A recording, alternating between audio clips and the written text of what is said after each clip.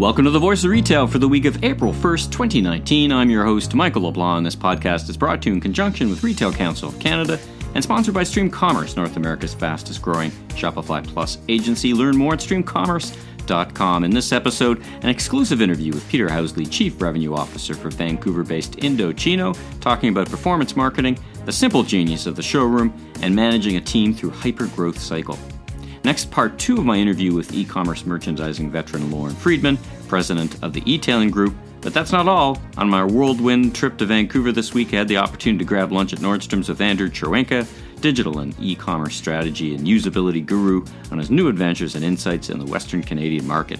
Last but not least, I'll cover off the top retail news of the week, including Ontario Cannabis store openings, Oxford Properties' launch of their new food concept in Mississauga, Ikea reinvents itself, Hudson's Bay results, RH goes big at home, and Loblaw's pilots an innovative new digital strategy. But first, let's listen now to my interview with Peter from Indochino.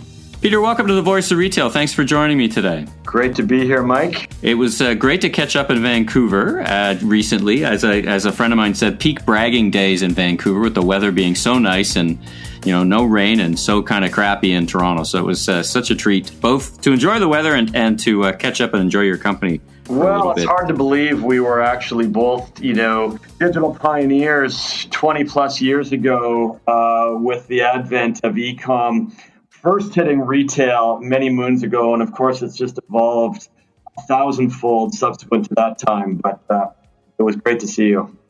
Well, there's no question. There's lots of catching up to do. So as you said, we've known each other for quite a while, going back to Hudson's Bay. But why don't you tell the listeners a little bit about yourself, your background, and then your role at Indochino?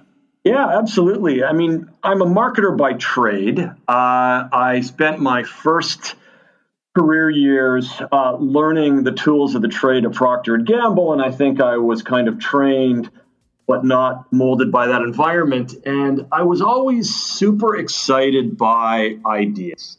So the advertising ideas or the brand ideas.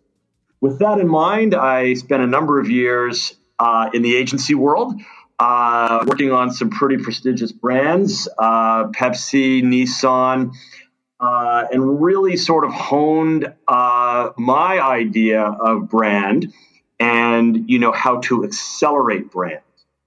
And there I actually really got excited about retail. I liked fashion. I liked the tactile nature of retail. And I liked the pace. And for those of you that work in retail, we work on a 52-week calendar, and there's never a dull moment. So with that in mind, I was VP of Marketing of Eaton's, and then after that, worked for Hudson's Bay and was VP of Marketing there. And that was really a wonderful chapter. And then after that stint, I actually, did a few things. I ran one of the first internet dating companies. We were called Lavalife. That's right. I forgot about that. We were number 1 in Canada, number 1 in New York City, and top 10 in the world. And we pulled that business right out of thin air. Literally, anyone who showed up, circa 1999 with a internet dating company and some advertising dough to prime the pump was pretty good. So that was really a great experience for me to learn digital, and in those days we called it the wild web, and PPC and paid advertising looked very, very different from it how it did today. And then after that, I was president of Milestones Restaurants, and here I am at Indochino. Indochino, we are the global leader in made-to-measure suits. Omnichannel, we have approximately 40 showrooms in North America. We ship to 140 countries around the world. And I think what's super interesting about Indochino is that it combines retail and fashion and a lot of digital. So really, for me, this was just a wonderful home. And it's really exciting to work on such a fast-growing brand. We've been growing, the last 6 or 7 years at 50% annual compound growth. So a big success story here. Now, you're chief revenue officer at Indochino, right? So you're charged with basically understanding the brand and marketing and the sales. How do you keep a team moving forward and focused when you're, on the first 40 stores, not the next 20, like not the bright, shiny object. It must be so tempting because it's exciting, right? It's exciting to open new stores, but you got to remember the first store and maybe some stores that need to help. How do you deal with that? Well, I mean, that's a great question. I think, first of all, is that, sort of the ethos of our company, we are very KPI and very data driven. So the targets and the KPIs, whether they be new and repeat customers or average order value or cost per acquisition, all of those are very, very specific, right down to the market and to the showroom level. So I think, the first part of your question was, how do you keep focused on 40 legacy stores? We've got a very scientific approach to marketing, which goes, there's a lot of top of funnel activity we do with public relations and podcasts and influencers. We have a very sophisticated mid-funnel activity with our digital marketing and email marketing, and then fairly aggressive sales tactics, which would drive lower conversion funnel activity. In terms of how do we open 20 new showrooms in a year, it really is what I call ops in a box. So we've got a very specific formula for how to take online customers in an existing online market, activate them in a showroom, turn on the core elements of paid media, starting with paid search and paid social, get some local influencers, and then some local media buys, and so on. And of course, I think one of the beautiful things about opening new showrooms is that just by virtue of having your banner in the marketplace, so your storefront provides a whole new level of awareness. And as we open new stores, we're about 50% of them standalone street locations and the other 50 in malls. And they both do a very, very good job at building hyper-local brand awareness. You mentioned that presence in malls. I think that's what took the industry by surprise the most. You really, I got to give lots of credit to Indochino for seeing that showroom model first and foremost. And I think, that whether it's lowering the cost of customer acquisition, which place in the funnel it was playing, but really, when you started booking leases in malls, I think as a brand, you really turned heads because it was such a different approach. And I think it's interesting because it's based in your, top, mid, and bottom end of the funnel, right? So you're working all elements backwards and forwards. Because just for the folks not entirely familiar with Indochino, you don't actually sell merchandise in most of your showrooms. Do you sell maybe some accessories? But mostly people are coming there to experience the product, get fitted and size it on. Is that right? So maybe we'll just talk a little bit about Indochino. So we make made-to-measure suits and shirts and casual pants and casual shirts. And all of our products are 100% custom, meaning you choose your fabrics and your customizations, your colors, your cuffs, your linings, your monograms. So every one of our gentlemen customers gets a fully unique garment made just for them. And we were a digital pure play. The company is now 12 years old. Going back about 5 years ago, we started to get into bricks and mortar, giving our gentlemen a more tactile experience where they could touch fabrics and then have the advice of a style guide to help coordinate a look that would work for them. So the retail model, as it evolved, has really been a wonderful acquisition tool for us. To your point, the model is really a new age omni retail model in that we don't carry any inventory. So essentially, we go into a store and we have some sample fabric panels. And so really the only cost of doing business would be the cost of rent and the cost of our showroom team. With that in mind, the retail model is extremely cash flow positive right out of the gate. Let's talk about lessons learned, the modern marketer's toolkit. You mentioned a couple of things earlier on that weren't really around, or they were kind of around, the influencer marketing, for example, and performance marketing has changed. As you said, so dramatically in the decades. I remember when you and I were first launching HBC.com, there wasn't even, you couldn't even buy Google AdWords. It was so early. But in the last couple of years, and I guess maybe even in the last 12 months, what are the things you're finding the most effective as you work up and down that or within that those elements of the funnel? It sounds like you've got a very scalable model, first of all. So what's jumped out at you as an interesting learning in this in the last bit in terms of your journey? If I take a step higher than that, modern, trade of marketing and advertising has evolved from brand thinking and, amazing content towards data.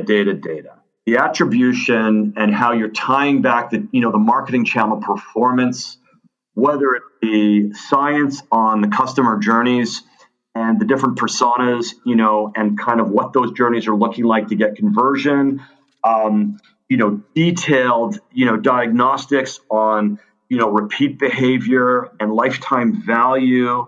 And so the modern tools today allow us to make decisions so much more differently than we would in the past. And everything is data driven. Even in the last year, things are changing so quickly that it's hard to keep up. So, years ago, there was no AdWords, as you said. Then we were buying, AdWords, and then we were buying on Facebook platforms. And then we started to have, demand side platforms and data management platforms to be able to deal with topics like, frequency caps and suppression of existing, buyers. And then today we see that in the DMP world, there are privacy laws coming everywhere and browsers that don't allow retargeting.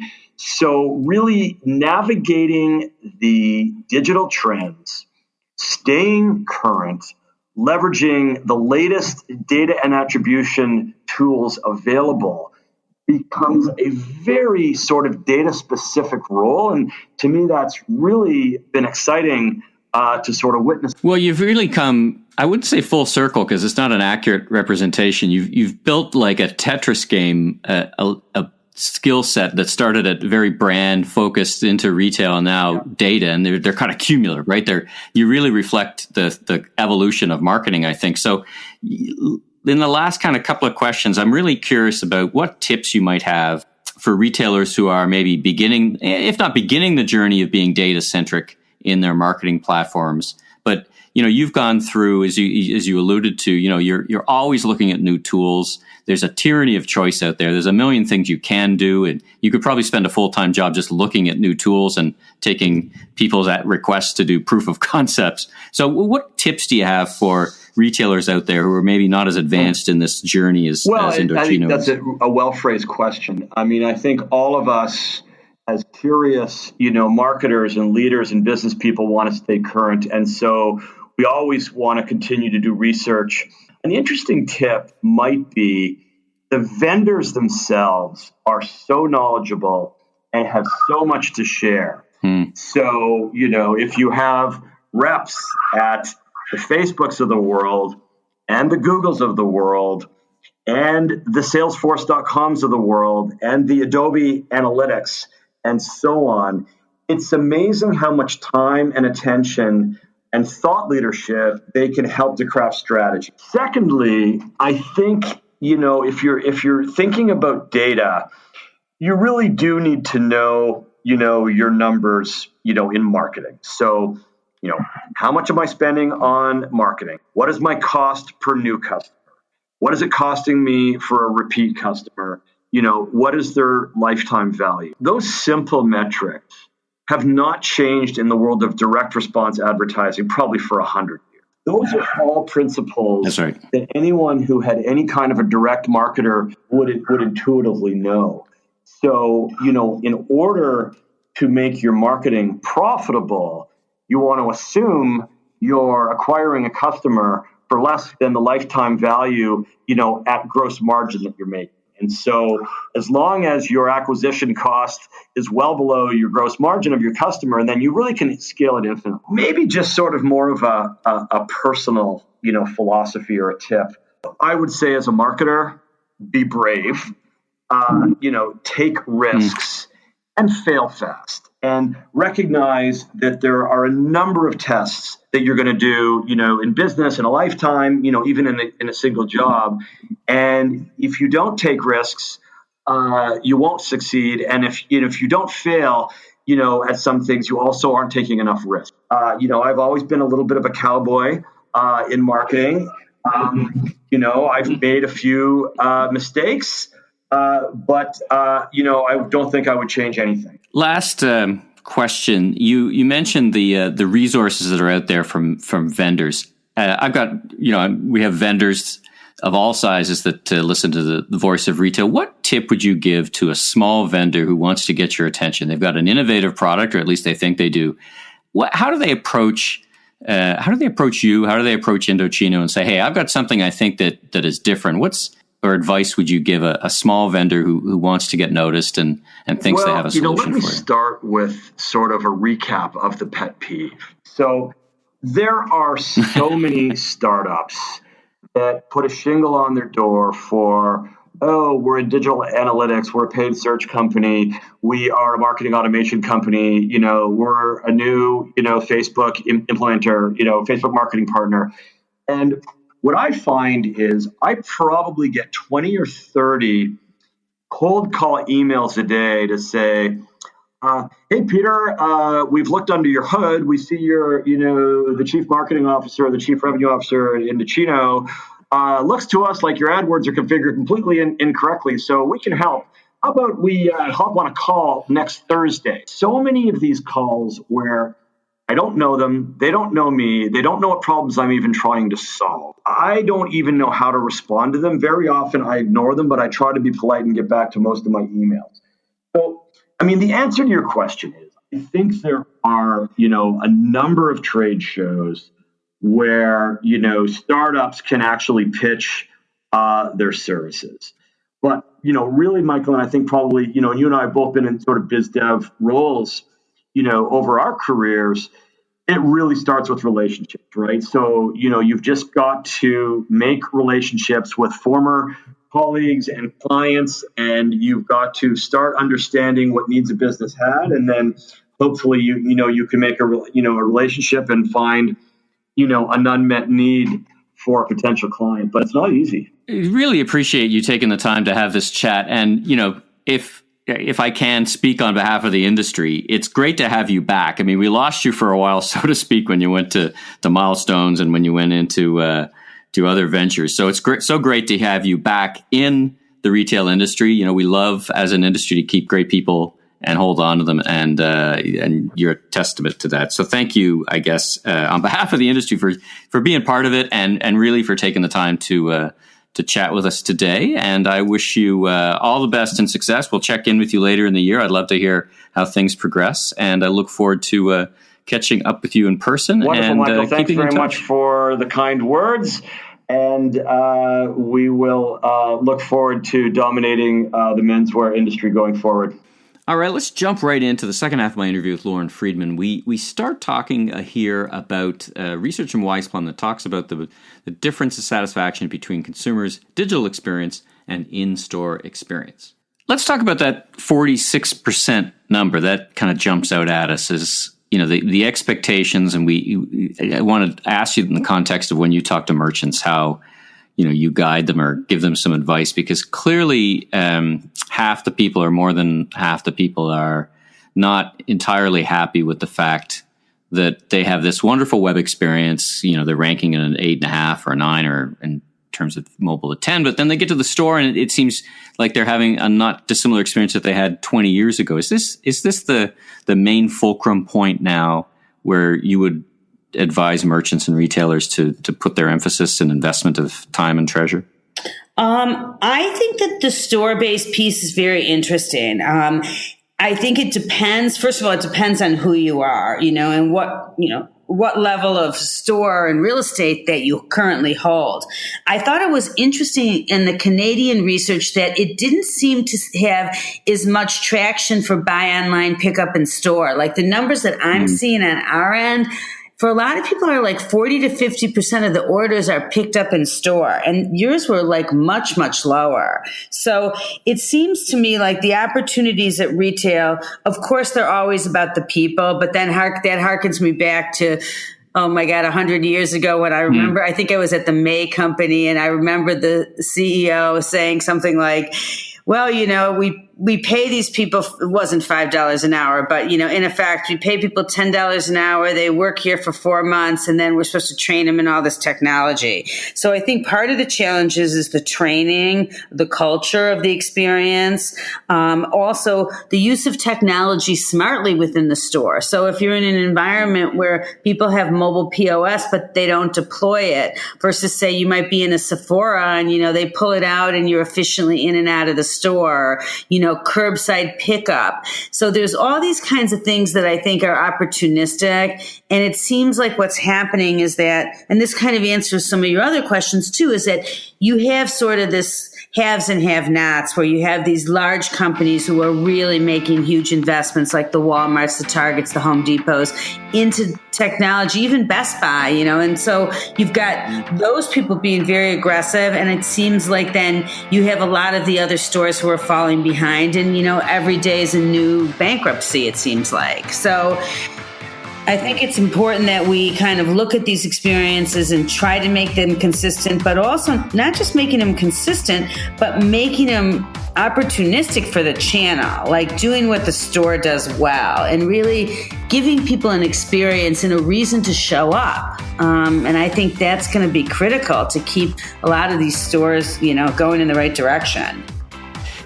Such an interesting point, and I want to get back to the BOPUS, the buy online, pick up in store numbers, the growth numbers. But I was reflecting when you were talking about experience I had when I was in New York City and visited the Macy's store on 34th, and we were there looking at the beta and the marketplace, and then noticed the sign for, you can basically, you know, not unlike kind of sort of, you can do self-checkout, so to speak. You can use your phone.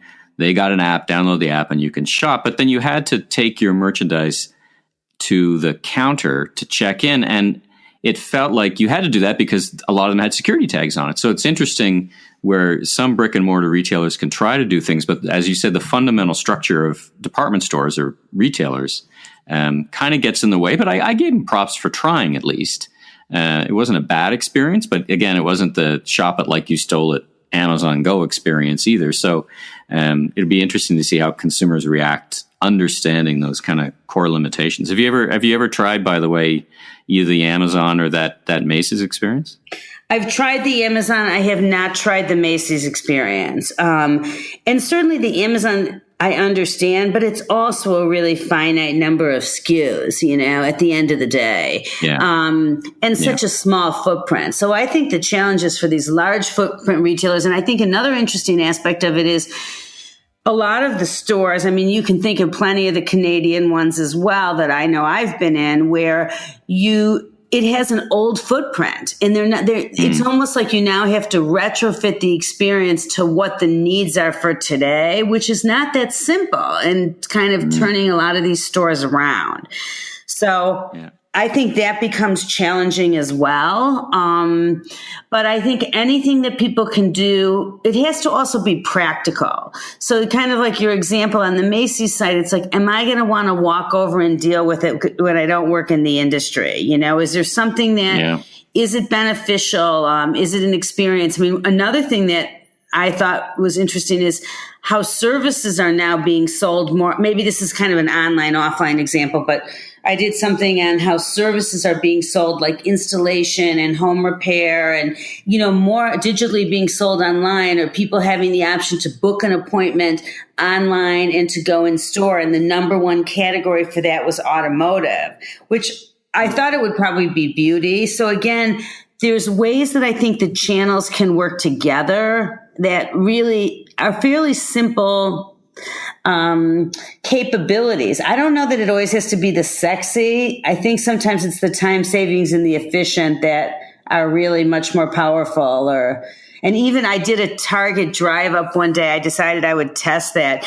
And, my daughter wanted some of that bubbly water. And so they didn't have it at the one Target, the city Target I was at. So I did it for pickup at the other. And, there comes, the woman running out with my stuff. And I thought, wow, this is good. Yeah, that's another good segue. Let's talk about BOPUS for a while. So I was struck by a couple of things. As you say, the prominence now of it in the U.S. I think, I saw some numbers that had increased 40% year over year. And I was chatting to some folks at the NRF show in January. I said, well, tell me what's behind that number. Like 40% growth in any single year is huge. And the general response, I wanted to see if you had any, you'd agree, or any other insights. One, the technology is better, so more retailers are adopting it. Two, grocers are adopting it, and that's going to move the needle by percentages just by their frequency. And three, and the third, a distant third was, the porch piracy is a bit of a thing in the kind of, set of inconveniences at the doorstep, and that was starting to really drive adoption of pick up in store. I'm not sure I would have predicted it so strong. 20 years ago when we launched HBC.com, you helped advise us on launching HBC.com. We thought, well, we need to be able to do it more for returns. I don't know how many people are going to show up in store. Why would they? Because we could send it to their door. It's an interesting historical look, but also contemporary. What are your thoughts of that growth number? What's drive? Do you agree with those three things about what's driving that growth? I think what's interesting is one, you have these people where it's probably very significant among a top group of retailers again. And also what I noticed, I'm in the process of looking at all the people who are doing buy online, pick up in store for a project, and there's so many more people doing it. I mean, in my day, it was maybe 10 companies. There were a handful of people that were doing it. In fact, we did the first studies for Circuit City and Best Buy when they were doing it. And I think what's happened is that you have companies being very aggressive about it. So a good example, and I think that's where you see the growth. So if you go to Nordstroms, you see it heavily promoted on the site, almost homepage placement for everyone. You go into the store, like say the Chicago store, there's thousands of packages waiting to be picked up. It's like a department unto itself. And I think those types of experience and the visualization of it, and I think that they've also figured it out. And, listen, no shopper ever wanted to pay for shipping. So that always has been a factor in terms of the growth. I think you're absolutely right about the grocers, but I wonder how many people, I think the numbers are still relatively low in terms of how many people are still taking advantage of that. I also think the technology is better. There wasn't curbside pickup. There wasn't the ability to have mobile POS checkout and you could be in and out. And I remember standing at those counters and they couldn't find your product, that type of thing. And so all of it's kind of seamless now. And I think that the smart retailers, they're also incentivizing for people to do it because they want people in the store because they know X percentage of people are going to buy more once they get there.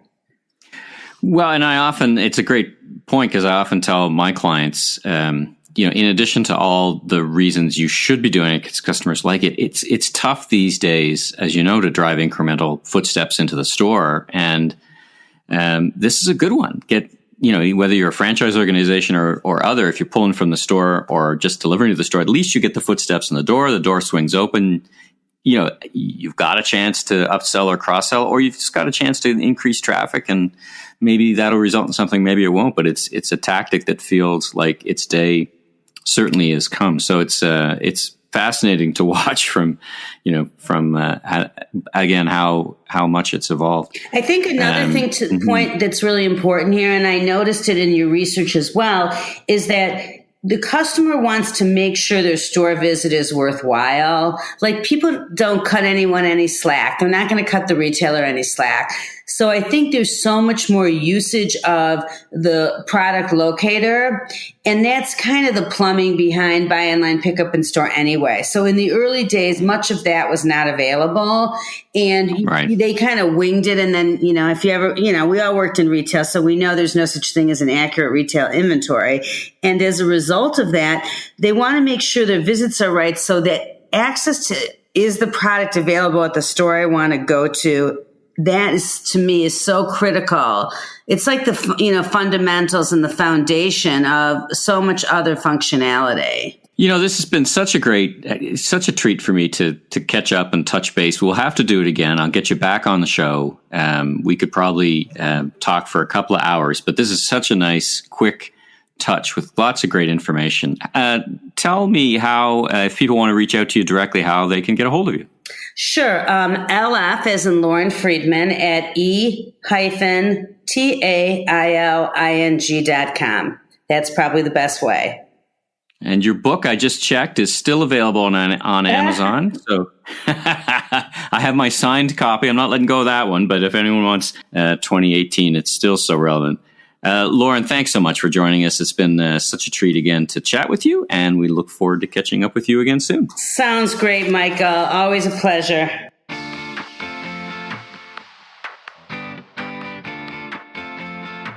Andrew, welcome to the Voice of Retail. Thanks so much for taking time out of your busy day to sit and chat. How are you doing today? Doing great. It's nice and sunny in Vancouver.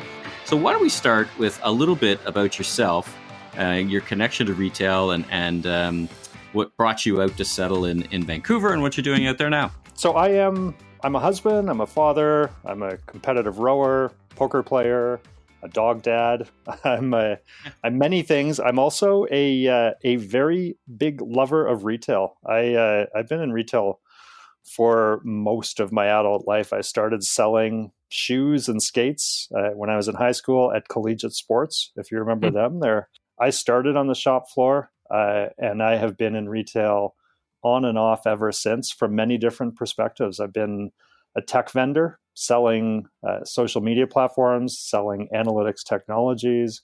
I've been in biz dev on the creative agency side, building websites for retailers. And my last job was at Walmart. I was the VP of customer experience and strategy for Walmart.ca. So actually inside. It's interesting because you've been on both sides. I was talking with Peter Housley from Indochino also on this podcast, and we were talking about tech vendors and how best to approach retailers. So it gives you a really an invaluable perspective, right? From working, gamekeeper comes poacher, or poacher becomes gamekeeper. You've been on both sides of the discussion. What brought you out? What brought you out to Vancouver other than the amazing rowing? I mean, I've lived in a bunch of places. I've lived in Toronto and in New York City twice. I've been in Dubai quite a bit, working with shopping malls. But all that time, I was thinking through my whole career, it'd be great to move out to Vancouver, as I think many people think that. What caused this, though, was my son was born last summer, and my wife and I want to raise him on the West Coast, and we said let's do it now versus later. Let's start him off on the West Coast. Okay, so you pick up stakes and you move west, young man, and now you got to make a living. Given both your connections and your orientation, you've probably talked to a lot of retailers, and how are they feeling? What's the vibe you get? I mean, as you said, you've worked in a bunch of different places, and I think you would probably be pretty good at kind of assessing the market. How are you feeling about Vancouver, and how are the Vancouver retailers feeling, or at least Vancouver-based retailers? Because of course we have great international retailers, Lululemon, Aritzia, Indochino, based in Best Buy, based in Vancouver. Yeah, so those are the big ones. And other than those, 4 or 5 very large retailers, the only difference I'd say in the Vancouver retail scene is that it's a smaller city, fewer people and smaller retailers. But there's really no difference, as far as I can see, in how retail is run, in the customer experience. I mean, every retailer that I know of now is, or most of them, are online, and they are pursuing, if not the North American market, then the global market. So there's really no difference in how retailers are run, whether they're based here or Toronto or New York City. The only difference I see is size. There's a lot of talent out here, a lot of ideas, and a lot of money. It's like a smaller version, just size-wise, of Toronto or New York City. It's funny when you say that, because it's very concentrated, right? I mentioned a few names there, but off the top, I can also think of Purdy's Chocolate, London Drug, of course, great Vancouver-based Western company. Lush is out there. Yep. So it's really, it's home to some great brands. I'm probably forgetting half a dozen as well, including, I believe, one that you might just now be working with, Kitten Ace. Are you tell us a little bit about that? Yeah, I think Kitten Ace is retail's most exciting startup story. They're a startup with a history. Most people in Canada are familiar with the brand, and quite a few Americans, because at one point Kitten Ace had 60 stores. They're under new ownership now. They never really found their mark with Technical Cashmere, the initial line that they were selling. And the original owners sold the company to a former Lululemon employee who has taken over with a couple of other investors, and they're basically starting from a smaller presence now. Kitten Ace has 7 stores across Canada, and a really smart, focused team that's building this much loved brand back up with a new product line and new messaging. So it is a startup, and they're scrappy and they're smart. They just happen to have a 5-year history behind them. How do you approach building that brand or working with them and advising them on what comes next? Yeah, it's such an interesting story, and thankfully, as an outside consultant, I'm still fairly new to the Kitten Ace story, so I still have an outsider's perspective. Very soon, I won't have that as I talk to more and more people, and I become part of the brand and the story. But right now, I can still speak as an outsider. Experience, or CX, is now a discipline. It's a recognized acronym, CX. Companies, retailers are hiring at the VP level for people to drive that discipline across the organization. So that's really my background from technology, a digital, an empathetic understanding of the customer and how to assess all of the touch points in a very strategic way, and then figure out how to tell the brand story. So whether it's online, if it's in the email communications, if it's the store signage, it's the sandwich board outside, it's the way the associates are approaching the customer, how they're driving them to online when the questions can't be answered in the store. All those different touch points are all part of this giant ecosystem. And I think my perspective is that most retailers are considering that now, where before we still talked about different channels, and there were stores and there was online. And thankfully, I don't see the word omni-channel anymore. It's just retail. That's one of the shifts that I've seen that I'm quite thankful for. Well, we heard Steve Dennis, who, by the way, will be at RCC's store in Toronto. He talks about, the two channels being a distinction without a real difference. I think he's encapsulated what I've been trying to frame it as. And I think what you're saying as well is it's just, it's just shopping. It's just retail. They're different, but how do you approach talking to retailers about consolidating or integrating or disintegrating the barriers of those two different experiences? Yeah, I think, it's from a few different angles. First of all, I don't think there's any hesitation at the senior level of any retailer that I've met across North America to accept that the customers are now very digitally engaged and digitally focused. I don't think anybody would argue that it is an omni-channel world, to bring that word back into it. The question is how to approach it and how to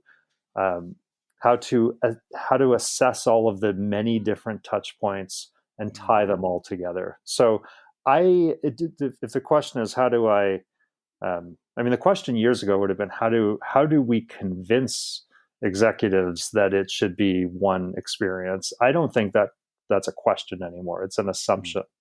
The question is how do we approach it in a very disciplined way, instead of having, say, a digital team that's working on a website and talking at some point to the store team. How do we make sure that not just through the org structure, but the DNA of the company, that it's all tied in together? And that's the discipline of CX, of customer experience. It's typically on the VP of CX to tie it all together, to kind of be the, if you will, the project manager across the entire company, to say, if I own the customer, And that's always been a question. Is it the CMO? Is it who owns a customer? Well, it should be the head of customer experience ultimately to say, from an empathetic understanding of what our customers are going through, whether they're walking into our stores or seeing us from our website or from a different digital point, what are they going through? How can we help them? And how do we play a role in their lives? That's the other thing that's my other takeaway this year from everything that I'm seeing in retail is that there's this acceptance that physical isn't going anywhere. I thankfully don't see these clickbaity headlines anymore saying bricks and mortar is dead. It's not dead, and it's never died. And in fact, digitally native companies are opening stores, and everyone has accepted that physical stores work. So great, that's done. We will no longer see clickbaity headlines. And now, how do we tie it all in together? Sorry, go ahead. No, I was going to say you've gone from evangelist to specialist in some ways, right? From evangelizing CX to actually owning it. But let me ask you this question. So the question in many enterprises, who owns the customer? It feels some days like it's a third rail question. Like room of executives, many hands would go up all at the same time. Now that's less an issue in a startup, but it's a bigger issue overall. And of course, you've worked in the world's largest company. So how do you deal with that third rail issue, that ownership of the customer? You're saying it should be someone charged with the customer experience. The marketers would say, well, I own it because I own the data and I frame the brand. And the merchants would say, listen, I own the customer because I'm the one who's going out interpreting what they want to the vendors and vice versa. And then the store ops would say, well, I own the customer because they're in my, and on it goes. So it's an interesting question, right? And what's your experience in approaching that, at any size of enterprise? Yeah, it's sort of like asking in a company who owns responsibility for the budget or for smart spending. Every executive should say, well, of course I do for my own budget, but ultimately it's the CFO. And I really see it as no different with the customer. Everybody owns a customer. Of course they do. If you're running a store, it's your responsibility for that touch point. If you're part of marketing, then you own the communication with the customer. But ultimately, I have no problem having one person, just like a CFO owns the budget. So does the VP of customer experience own the customer. That's totally fine as long as there's the understanding that in fact everybody plays a role in it. Well, listen, I wanted to once again thank you, and I wanted to if you're based in Vancouver, but of course that doesn't mean limited to Vancouver. How can people get a hold of you, Andrew? Yeah, I think I've just started my own consultancy, so I don't have a website up just yet, but I do have a company, and it's Andrew at Touchpoints Retail, Touchpoints plural. Touchpointsretail.com is my email address, Andrew at touchpointsretail.com. So that's the best way to reach me, and I'm happy to talk to any retailers about customer experience and strategy and bridging digital with bricks and mortar. It's the most exciting area in my mind of retail right now, and I'm just thrilled to be part of it. All right, thanks again to Andrew for chatting with me here at the Voice of Retail. Let's jump right into the top news of the week, starting where we left off last week, actually, retail cannabis. It's a big week in Ontario with 10 stores. My bet was 5. So more than my bet, but less than the 25 opening on April 1st. 7 out of 10, actually interesting. This from an article and interview on BNN. Share the same POS system, Kova Software, and they tell us sales were 50,913, average 50,913. Kova provided the POS software for 7 out of 10, so that's pretty good number, and I think 867 odd transactions per day. That probably averages, compares to an average in established retail cannabis stores, about $8,000 to $9,000 per day per store. So certainly some early exuberance in the Toronto market. And by the way, as part of my ongoing coverage of the rollout of retail cannabis, and courtesy of my friends at Environics Analytics Cannabis Insights, powered by Vivid Data, wanted to share some insights about the Toronto market.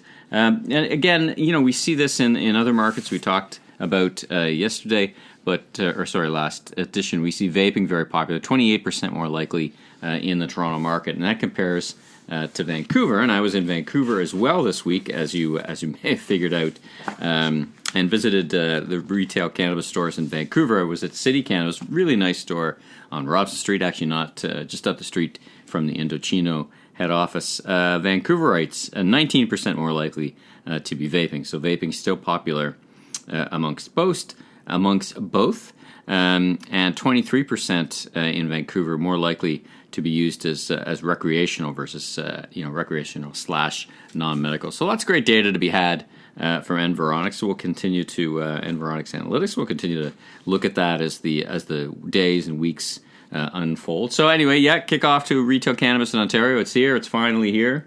We'll keep a close eye on it as we close in on how many stores are going to open, and then keep an eye on it for the year. But first, from an article on Vice, and again, this taken from Retail This Week newsletter, kind of a companion piece to this podcast. Great article on Vice. Sorry, BC and Ontario, Alberta is Canada's new weed capital. It's a nice article featuring some entrepreneurs in that space. 75 cannabis stores, retail cannabis stores in Alberta, and for sure they've done, of all the provinces, they've done most of the things right, and it's a great base for retail cannabis in Canada. Moving on to other retail issues, Square One, Oxford Properties opening up their dynamic food court. They call their district market, food district market, at Square One in where was the Zellers and then the Target store. So that I'm going to be paying a visit to that. That's not too far from my head office. Other news includes there's just an article here on Calgary Real Estate Insiders optimistic. There's a lot of retail chains leaving certain areas, but and this is from CBC. But the vacant spaces is as it is in many places being turned over and picked up by other retail concepts or food concepts or other just entertainment concepts. Hudson Bay numbers, in the news with their numbers talking about how their price cuts went a bit too far, according to their CEO. Lots going on there. By the way, Helena Folks, their CEO, will be on the stage live at Store 2019, Retail Council of Canada's event in May 28-29. So be sure and check that out. Ikea is actually looking at how do they become what they call, and this is from Fast Company, plan to reinvent itself as a circular company, and they're actually looking to rent furniture. Interesting, I think a couple episodes talking to Christy Weaver from Rent Frock Repeat, looking at the sharing economy and the renting economy, pivoting her model to renting on a monthly basis, packages that arrive on a monthly basis for overall apparel. So we see that. And by the way, Lauren McDonald, CMO, IKEA Canada, live on stage of Retail Marketing Conference. And that would be on April 18th. I'll be there as well. Talk a little bit more about that next week. Some other stories, the hidden price of cashless retail. So there was an article a couple of weeks ago. That's an article from, where's that from? Fortune magazine. And there was an article I put in a couple of weeks ago and chatted about that I think it was Philadelphia had banned cashless retail. It's a really interesting discussion around who has access to cash and who has access to retail. And we are seeing that the small independent businesses are kind of shaved out and forced, as many are, to use, therefore, if not cash, use some pretty expensive credit card products because it eliminates the ability to take cash in a competitive set. So legislators taking note. Great article from Steve Dennis, who'll be live on stage at Store 29 as well. Go Big or Go Home, Restoration Hardware's radical approach is paying off. So a bunch of episodes ago, I did a tour. I talked about it in the tour of Manhattan, visited their location in the meatpacking district in New York. Such a bold move for RH, Restoration Hardware, and it seems to be one of those moves that is turning out. In terms of retail news for entrepreneurs, Canadian Independent Bookstore Day, April 27th, 2019. It is a day to support amazing independent bookstores in the communities, maintain a thriving book industry across the country. We'll be talking about that more in subsequent episodes. We also talked about something, policy around Canada being one of the few nations that doesn't allow visitors to reclaim their VAT or their GST. I was in Ireland, and you had a card, you swiped the card, and checking out at the airport, you had a nice refund. This jeweler in Vancouver trying to help visitors, Monte Cristo Jewelers, looks like they got stung by having to pay a GST fine or back taxes of $2.3 million. Wow, that's from Business in Vancouver. So watch out for that. I think, no question, Retail Council of Canada will continue to work on that. Articles, of course, on the Toronto stores, the Honey Pot that opened up on Queen Street, 3,500 square feet. Nice feature article in Toronto Life. Ottawa, of course, having 3, actually. I think Ottawa had 3, Fire and Flower being one of its stores opening up. And they said more than $50,000 in sales at its Byward Market location. So that core triangulates to the COVA software number pretty closely. So congratulations to Fire and Flower on opening up in Ottawa. Let's see what else. We've got the Teppermans, which is a furniture store, an original furniture store based in Windsor and London, opening up with a new look. That from windsorite.ca, so be sure to check that out. Great Canadian company based, as I said, in Windsor and London. And let's see what else. We've got, Loblaw. Loblaw's launched this really interesting approach, leverage loyalty data with online advertising businesses from National Post. It exists as an article in many places. But check that out because I think we'll hear more about this. They're tying PC Optimum loyalty program members who agree to be part of an audience to get service-specific ads online that then tracks their purchase. So it's kind of that holy grail moment of being able to track online advertising that converts into offline sales. So we'll be learning more about that. That's an interesting one for sure. Yui Stookman in the paper, National Post from Loblaw. What else? We've got a Walmart. Walmart doubles down on voice grocery shopping with Google Home. Interesting. So they're partnered with Google and will be, and this is in the States right now, but I'm sure it'll expand to Canada if successful, being ordered Walmart groceries and products via Google Home. So interesting. And speaking of which, if you have either a Google Home device or an Alexa, you can just say, play the Voice of Retail podcast. And thanks to my new platform, Simplecast, that will come true. You will actually start playing the Voice of Retail. So I was pretty excited to hear it. It's kind of fun. And it's just another way to consume retail, the Voice of Retail podcast. All right, well, that's a wrap on this edition of The Voice of Retail. If you like this podcast, you can subscribe on iTunes or your favorite podcast platform. This episode featured 3 interviews, so a little tighter on the news, and we'll get back to a bit of a shorter format with 2 interviews next week.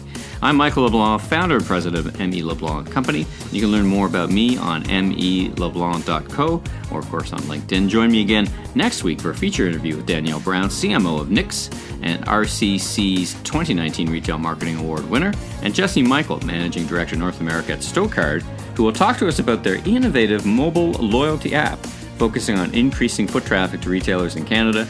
Do take note of that. We hear from many retailers that driving traffic is a real challenge, so I'm looking forward to talking with Jesse next week and learning more about that. So until then, have a great week.